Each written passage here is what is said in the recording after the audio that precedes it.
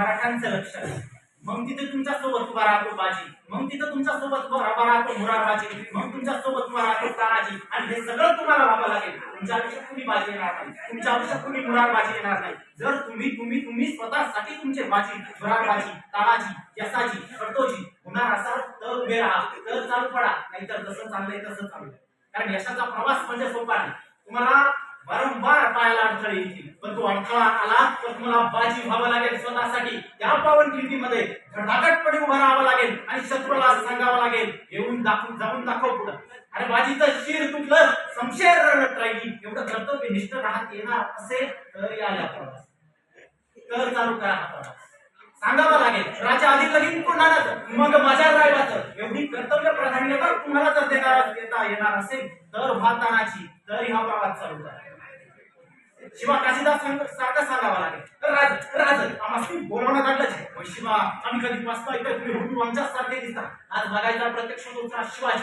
शिवा आज गेला, चिरटप पहनला, कमळावरती शिवगंध लावला आणि विशांना हृदय बाहेर आला. राज असा दिसतोय.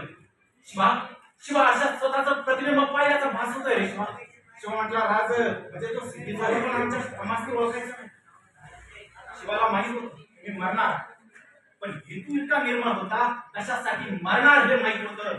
माझ्या मरणाने माझा राजा वाचेल, माझा राजा वाचला म्हणजे स्वराज्य उभं राहील, स्वराज्य उभं राहिलं म्हणजे रयत सुखी होईल. हा हेतू होता म्हणून तो शिवा हसत मरणासाठी गेला. सिंधू जोहरने तलवार भोकसली, शिवा मातीत पडला. माती त्याच्या रक्ताने लालगुंद झाली आणि त्या लालगुंड्या मातीला तो सांगत होता. शिवा सांगत होता मातीला, माझ्या राजाच्या जीवाला गोर लावणाऱ्याला बिंब झोपू देत नाही आम्ही. जाऊन सांग माझ्या राजे, जाऊन सांग माझ्या राजाला. हा शिवा गेला, मातीसाठी गेला, पण नुसता मातीत नाही गेला तर मातीसाठी गेला. कारण मातीत मरणारे काही असतात, पण मारून मरणारे फक्त मराठी असतात हे सांगत गेला. असा शिवा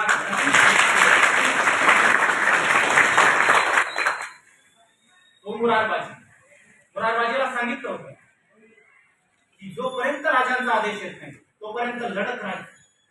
मुरारबाजीचा कंठात तीर होती आणि मागून निघाला, पण मुरारबाजी लढत होता.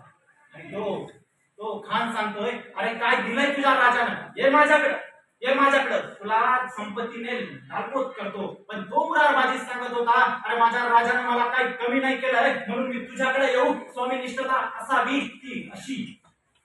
ही माणसं जमा केली, पण हे माणूस तुमच्या आयुष्यात येणार नाही. तुम्हाला अशी माणसं या युगात भेटणार नाही. तुम्हाला स्वतः बाजी व्हावं लागेल, तुम्हाला स्वतः तानाजी व्हावं लागेल आणि ते स्वप्न घेऊन तुमच्या आयुष्याचा रायगड उभा करावा लागेल. हे जर करायचं असेल, ही जर पेलण्याची हिंमत आणि थल तुमच्या मनगटात असेल तर प्रवास चालू करा. नाहीतर मग आपली गाडी, आपली माडी आणि आपल्याच बायकोची गोलगोल साडी हा संसार करायचा.